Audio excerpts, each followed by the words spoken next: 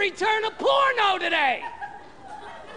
Do you know how bad a porno has to be for you to be at your house and go, oh no, I need my money back for this? Wicked pumped for our guest this week, a fellow East Coast guy, Joey Gay. You know him from Last Comic Standing and among a bunch of other stuff. What else have you done on TV? I did Showtime's White Boyz in the Hood, and I've done about a dozen episodes of Law and Order. I've done every Law and Order there is, with the exception of LA.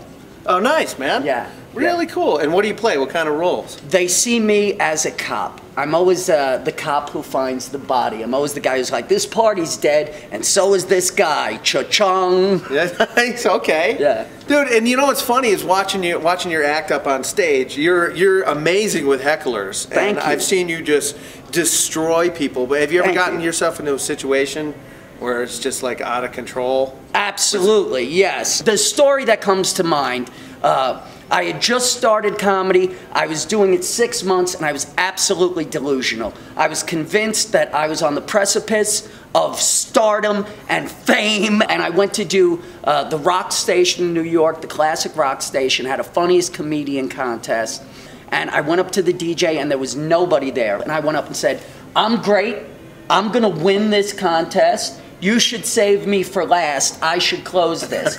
So he looked at me in a way I've only had people look at me twice in my life, where they think to themselves, all right, this guy is either gonna be great or awful. And then a bachelorette party, like 15 girls walk in, and he says, hey, welcome to the club. We're gonna have some stand-up comedy. And they boo the idea of stand-up comedy. By the time they get to me, there's 800 people in the place having the time of their life, and they go, the comedy of Joey Gay. Now at this, I'm insane, but I realize there's no stage and most people can't see me.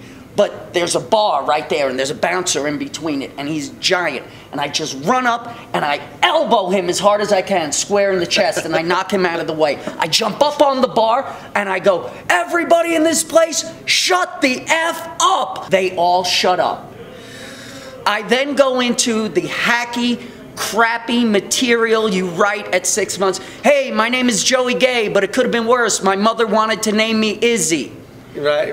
That is it. They've all given up on me. They go back to their conversations. And then the bouncer I hit comes over, and he forearm sweeps both of my legs and knocks me down, and I begin to threaten his life.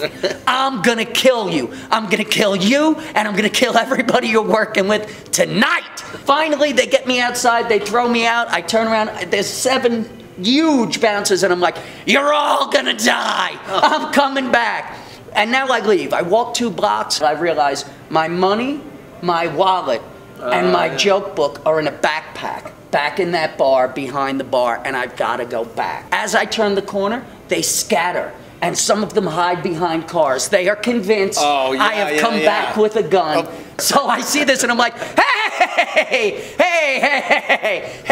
I lost my mind. Finally, I get to the bar, I get my bag, and I lost my mind again, and insulted and threatened everybody on the way out a second time.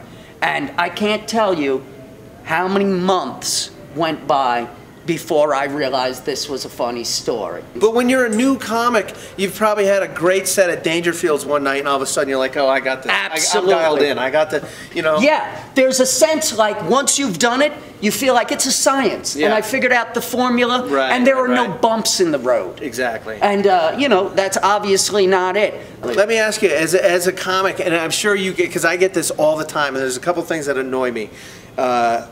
Someone finds out you're a comedian right away. Yeah. Tell me a joke. Yes. Or, oh, are you funny? Yeah. Yeah. Isn't it, how annoying is it? You're checking into a hotel, awful. 6 in the morning. Right. Oh, you're a comedian? You don't look funny. Tell me a joke.